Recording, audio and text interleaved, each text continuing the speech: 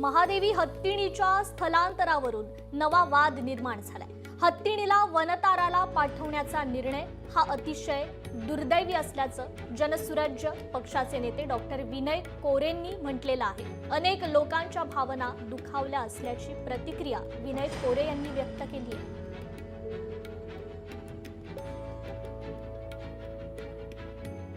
ज्यांना कुणाला वाटते की आम्ही फार मोठं काहीतरी हे करतोय, मला फार वाईट वाटते। आज पुन्हा ह्या नांदणीच्या ग्रामस्थांच्या, विशेष करून जैन समाजाच्या आक्रोशातून हा विषय समाजासमोर आलाय। लोकभावनेचा प्रचंड मोठा अनादर आणि चुकीच्या कारणासाठी होतानाची ही घटना घडते।